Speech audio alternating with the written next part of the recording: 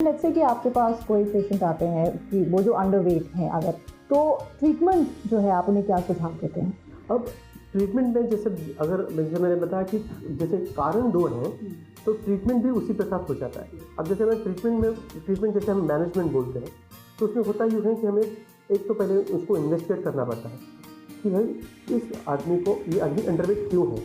एक वो है इसमें बीमारी की वजह से, और दूसरा है कि सिर्फ खाना डाइट जो है वो कम खाने की वजह से बहुत दिन, तो उसकी वजह से लोग अंडरवेट हो जाते हैं। अब जब हम ट्रीटमेंट करना चाहते हैं तो उसको पहले डायग्नोज करना पड़ेगा कि किस वजह से ये अंडरवेट है।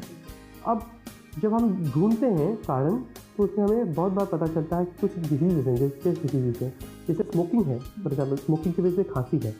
अगर कोई आदमी स्मोकिंग बहुत ज़्यादा करता है तो उसको खांसी हो जाती है, और स्मोकिंग की वजह से भूख नहीं लगती।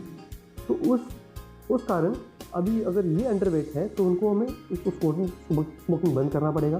फिर अगर कोई डिसीज़ है, जैसे पेट की बीमारी है अगर है, और उसकी वजह से वो आदमी कम खाना खा रहा है, तो उसको पेट की बीमारी को पहले हमको ट्रीट करना पड़ेगा। तो वैसे ही सभी जो बीमारियां हैं उसको हमको पहले रूल आउट करना पड़ेगा, उसके लिए पहले हमें ट्रीटमेंट लेनी चाहिए।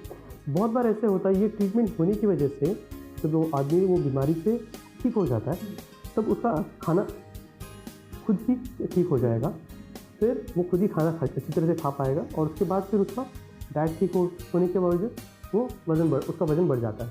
अब दूसरे केस में कि जहाँ पे उसको प्रॉब्लम जैसे मेडिकल प्रॉब्लम कुछ भी नहीं है, तो उस केस में हमें क्या करना है, हमें सिर्फ ये देखना है कि वो खाना क्यों कम खा रहा है।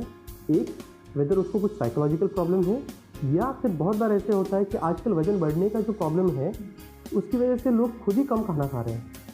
तो ऐसे बहुत सारी फीमेल्स हैं, जैसे उसको एनोरेक्सिया बोलते हैं, उसमें फीमेल्स बहुत सारा कम खाना खाते हैं कि उनको वज़न बढ़ाना नहीं है। तो उस केस में वो सब मेंटली प्रॉब्लम है, तो इस मेंटली ये कुछ साइकोलॉजिकल इश्यूज़ हैं, तो उस केस को हमें ट्रीट करना पड़ेगा। तो उसको हम साइकियाट्रिस्ट या साइकोलॉजिस्ट को कंसल्ट करने के बाद फिर उनको जो फोबिया है वज़न का, उसको पहले ट्रीट करना पड़ेगा। उसके बाद फिर हम उसको डाइट उसकी तरह प्रिस्क्राइब करते हैं। अब बहुत सारे लोग हैं वो एक्टिविटी से ज़्यादा उनके ज़्यादा होते हैं और खाना कम हो जाता है, खाना कम खाते हैं। अब ये भी एक प्रॉब्लम है। अब ये प्रॉब्लम क्यों है? क्योंकि उनको शायद बहुत सारे लोग ऐसे होते हैं कि उनको मसल बढ़ाना होता है, जैसे मेल्स हैं, यंग जनरेशन है, उनको मसल बढ़ाना होता है।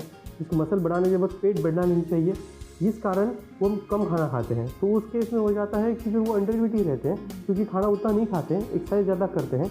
अब मेरे पास तो काफ़ी सारे ऐसे लोग हैं कि वो ऑफिस के लिए भी साइकिल से चले जाते हैं, और काफ़ी सालों से ऑफिस के लिए साइकिल चले जाते हैं। तो साइकिल बहुत देर तक साइकिलिंग करने के बाद एनर्जी बहुत ज़्यादा स्पेंड होती है, एनर्जी ज़्यादा लेते नहीं है, तो फिर अंडरवेट हो जाते हैं। तो इस केस में हमें ये देखना है कि ये जो लोग हैं जो खाना कम खा रहे हैं किसी कारणवश, तो उनको खाना किस प्रकार से बढ़ाए, उसमें से ज़्यादा कैलोरीज थोड़े ज़्यादा कैसे मिले, और उसी टाइम अगर वो ज़्यादा एक्टिविटीज़ कर रहे हैं, ज़्यादा एक्सरसाइज कर रहे हैं, उसमें से ज़्यादा उनकी एनर्जी स्पेंड हो रही है, तो उसको थोड़ा सा हम कैसे कंट्रोल रखें, थोड़ा सा कम करें, ताकि वो एनर्जी ज़्यादा स्पेंड ना करें। अच्छा, डाइट आपने बोला एक रीज़न है जिसकी वजह से वेट जो है वो बढ़ सकता है।